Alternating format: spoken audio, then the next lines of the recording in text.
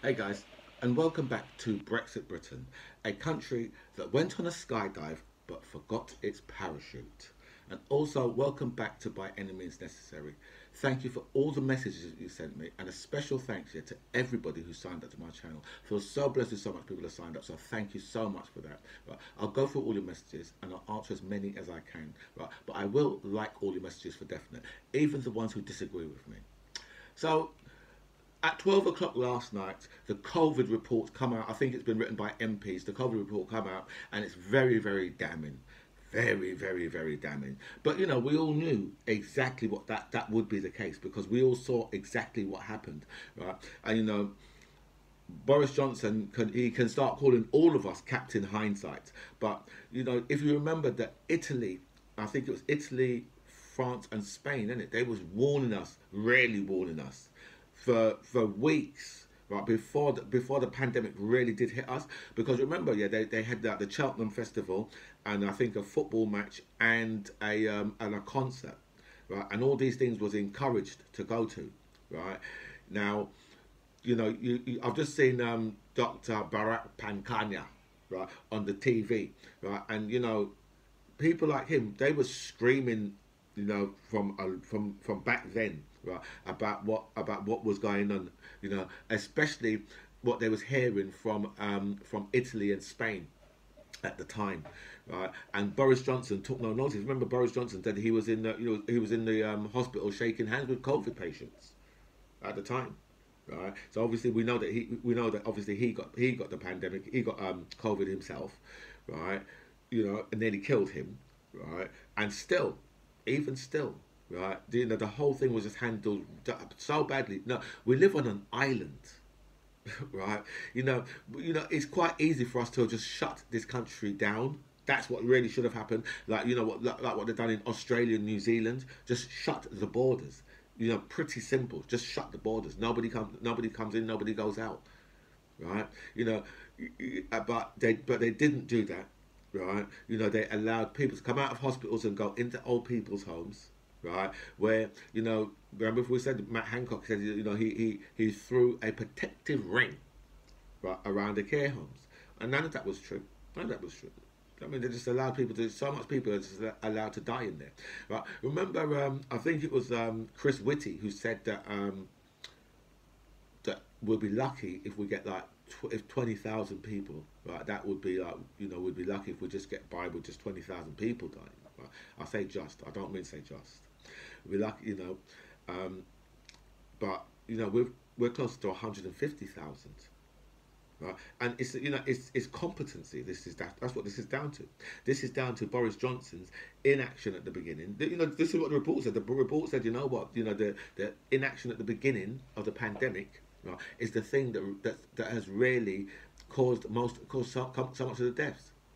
Right, and then remember Boris Johnson saving Christmas, and then if you look at that, last year's Christmas, how much people died just after Christmas, right? The numbers are just unbelievable, just unbelievable. These people, they had no clue, right?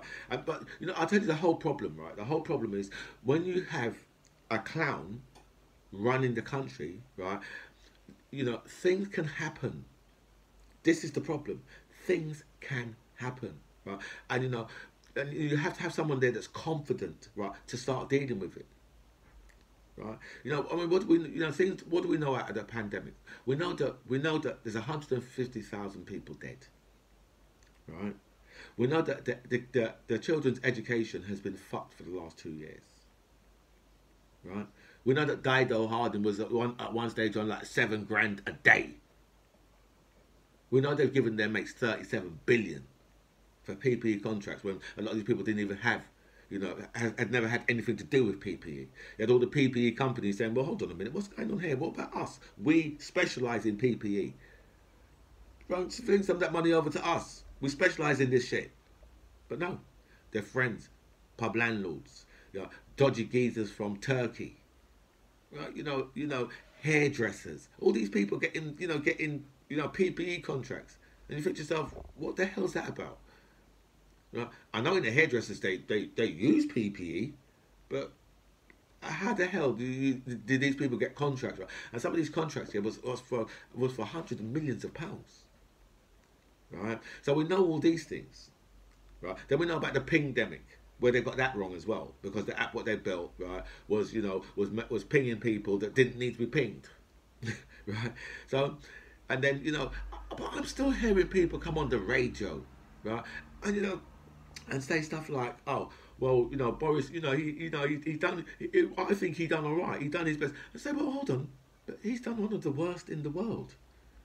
In the whole world, we have handled the pandemic as one of the worst. So, but there's still people out there who say, yeah, oh well, he's done all right. He's done okay. Think to yourself, seriously, this is just like, I don't know. Do you know what I mean? Just, So yes, as I was saying, yeah, the report is out, right, and the report is not very favourable to the government, right, because we've seen the government is just a big bag of wasters, right. The way how they've destroyed the country with Brexit, and but for them, luckily the pandemic came along, and it's masked everything. It's just masked a lot because the pandemic came along, So worked out okay for them, right? So Irish and German productivity, right, is much greater than the UK's. Tell me, how did that work? Could that have something to do with us leaving the EU? I wonder. Well, of course it is. Right, I was listening to an MP on the radio last night, but I don't know which one it was. I know he was a Tory, but I don't know which one it was because I got in. By the time I got into the van, yeah, there was already halfway through, and I didn't mention his name after that again, right? But this man said, well, all these empty shelves we're having, it's first world problems, right? This is how they're just dropping it now. Yeah, what are you moaning for? Right? If you can't get fuel, what are you moaning for? It's first world problems. Right? Think about if you was in somewhere like Africa, what would happen then? Right? So then he went on to say that because they haven't got 6 or 7 or 10 different types of cornflakes. There's only two on the shelves now. Oh, so these are all first world problems. Oh, I like to have my choice. Thank you very much. That's the way I've been brought up. I've been brought up, right, that when I go to a supermarket, right, I'm not looking at empty shelves. Right? I don't know, I've just become accustomed to that. Right? I've just become accustomed to, to going to a petrol station whenever I want, right, and filling up my car, filling up my van, right, and then driving out. I've come accustomed to that. Right? These fools are telling us these are first world problems that we're facing. Really? First world problems? Come on, be serious, right? And then there's one farmer who last week or the week before had to destroy 40,000 litres of milk. 40,000 litres of milk. Man just had to probably pour it down the sink. How do you get rid of 40,000 litres of milk anyway? Can you pour that shit in the sink, or does that shit just end up in the river? I suppose it would be okay. Would it be okay in the river? I don't know. But you've got to get rid of 40,000 litres of milk. Yeah, because that's where we are. Right? And there's other, remember we was talking about the pigs yesterday, and there's other farms who are doing this as well. Right? Who are having to get rid of their stock, right? Whatever stock it is, whether it's livestock, right, or it's milk, right? They have to get rid of it. Right? And a lot of these guys was getting subsidies from the EU as well. Right? But strangely enough, so many farmers voted for Brexit. Because most farmers are Tories. I don't know why. Don't ask me why. I don't know. But most farmers will be Tories. Right? And and the Tories have destroyed their farms. Destroyed farming. Are you still Tories now, farmers? Right, along with, I'm wondering if how much how many benefit Tories we still got out there. If we've still got loads of benefit Tories after they just took back your £20, right? I want to know how much of you on benefits are still saying, you know what, I'm going to give the Tories a go next time because you know they say nice things to me about immigration, and so long as they keep doing that, I will going to vote for them. See, the stupidity is the stupidity of the Brits, the stupidity of the right wing. You guys are fools. You guys are absolute fools.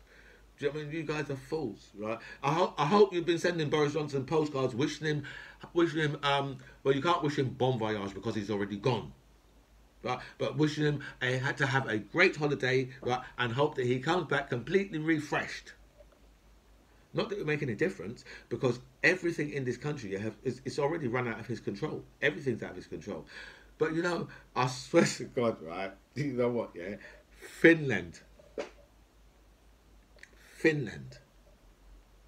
I like Finnish people. Finland has said, you know something? When things get really bad in the UK, the EU, we're going to step in and help. We are going to step in and help our friends in the UK. Finland. You know? This is what they're saying. Do you know what I mean? And you know, and I you know, the thing is, right, I think they're serious. I think they're absolutely serious. Do you know what I mean? That, you know, that when things do get really catastrophic for us, the EU is going to step in and say, listen, you know what, we have to help you out here, because you know, especially if Boris Johnson is still in charge, because someone's going to have to, and I think I have this feeling it's going to be the EU, but you know, Britain is going to be screaming out for it very soon. Do you know what I mean? Because all these businesses that are going to the wall, yeah, and you know, we're importing, all these businesses are going to the wall, and we're importing so much stuff into this country. You know, it's a shocking place to be, right? And Liberty Steel, yeah, is that? I'm asking a question now. Liberty Steel, is that British Steel? Right? Because they just got £50 million from the government. Liberty Steel, just nicely, 660 jobs saved, right? Which is a good thing, but you know, £50 million straight. Right. Now, I really hope, yeah, that their owner is not a billionaire. Because if their owner is a billionaire, right, then you know something, yeah, you don't need to be taking £50 million of taxpayers' money if you're a billionaire, right? You know, it's not our fault, the taxpayers' fault, yeah, that you know that the gas prices has gone up. Actually, it is those taxpayers, yeah, who voted for the Tories. Because remember, they sold off all the gas storage. So those taxpayers who vote for the Tories, yeah, this is your fault. All right. So it's not the taxpayers' fault, right? The gas prices has gone up, unless you voted for the Tories, of course, right? So I don't see why the taxpayer should be clobbered, and you know, give £50 million goes out to Liberty Steel, right? And I think a lot of these people met up with Kwasi Kwarteng. Kwasi Kwarteng, yeah, a man whose forehead is so flat, right? He could iron out a curtain. Have you seen how flat that man's forehead is? His forehead is flat, right? And you know, when I'm talking about Kwasi Kwarteng, I can use the word gammon, because Kwasi Kwarteng is gammon. Right? You never know there was black gammon, right? Well, Kwasi Kwarteng is gammon. See, I can't use those terms about white people because that would be racist. Okay? That's what that would be. That's like you using the N-word. So I can't use that word about white people, but I can use it about Kwasi Kwarteng, because him is gammon. Trust me. Right? So yeah, so Kwasi Kwarteng now, yeah, has got himself into all sorts of problems by saying, oh yeah, well, you know, the Treasury, I've been talking to the Treasury, and the Treasury are going to be helping out these, you know, the ceramics companies and the steel companies and the glass companies and the paper companies, because all those companies, they use a whole heap of gas and a whole heap of electric, right? And the prices. One guy, yeah, said, you know what, his prices has gone from £40 million, right, in gas, right, to over 100 million. This guy, he produces like, I think he does something like 5 million glass jars and bottles a day. Do you know what I mean? So his furnaces have to keep running. His furnaces are on 24/7. So his normal bill is like £40 million. 40 mil. You know what I mean? Right? You know. So yeah. So Kwasi Kwarteng has got himself into all sorts of problems, all sorts of different problems, right? But now, right, he's come out and openly asked the Treasury to help. You think the Treasury is going to help any of these guys? No, no, no, no, no, no. You know, it's going to help, like, you know, only the people who they really need to help. Right? You know, they're like the CO2 companies and people like that. But all the rest of them, they can just go to the wall. These guys, I don't think these guys are going to help them. I think they're just going to let them go to the wall. Done. Do you know what I mean? I don't think there's anybody. You know, as they say, there's no magic money tree. Anyway, so let's talk about some Brexit. Right, and Heinz, right, are putting up their prices worldwide due to Brexit. Whatever happened to you, we're going to be getting cheap food. You know, this is what they said back in 2016. They said, you know, if we vote Brexit, they'll be cheap. We'll get when we leave the EU, we'll be getting cheaper food. Our food prices will come down. Our gas prices will come down. This is what they told us. All this nonsense. Right? And now Heinz has just said, you know what? Due to Brexit. That's what Heinz has said. This is not my words. Heinz's words. Due to Brexit, we're putting up our prices worldwide. Worldwide. Not countrywide. Worldwide. Heinz is putting up the prices. Do you know what I mean? Because, you know, over in this country, yeah, productivity is going to be a really high cost for people like Heinz. It's going to be very expensive. So that's why they've got to do that. Right? Because, you know, if we want these type of companies to stay in this country, right, well, you know, now everything, you know, and I suppose they probably use a lot of gas as well, Heinz as well. So their bills would have gone up like that, you know. Plus, you know, the HGV drivers and all these type of things that, you know, and then they're probably affected by a lack of staff as well, right? You know, and then, you know, if the people that they employ now, right, you know, you have to understand, yeah, no matter where these people come from that they employ, yeah, they're gonna, you know, the wages might increase, right, but, you know, the wages wasn't stagnant because of the EU. The wages were stagnant because companies don't like to pay the working classes any money. That's the reason why wages were stagnant. It's nothing to do with us being in the EU. Nothing at all to do with that. If the government could have just said, you know what, okay, look, we're going to set a minimum wage of £12. The government could have done that a long time ago if they really wanted to. Right, but you know, but they know to themselves they can't actually do that, because if they do that, right, then a lot of companies will go to the wall, right, and then they'll put the prices up on everything, just like Heinz have done, right? And you see, as we told you, Brexiters who knew exactly what you was voting for, right? Is this the world you was voting for? Is it? Because if it's the world you was voting for, yeah, then you are some real nasty folks. Right, a nasty set of people, right? You're horrible people. If this is the world that you knew was coming, because, you know, we told you this world was coming. Why didn't you listen to us? Why didn't you open the elephant ears and have a good listen to what we were saying? Right, now you got Brexiters on the TV crying. Good, serve motherfuckers right. Right, I hope you lose your business and your house, and that will teach you a lesson. Right. Anyway, guys, this is By Any Means Necessary. I'm James C. John Ribbs. It was really nice to speak to you guys. Comments below.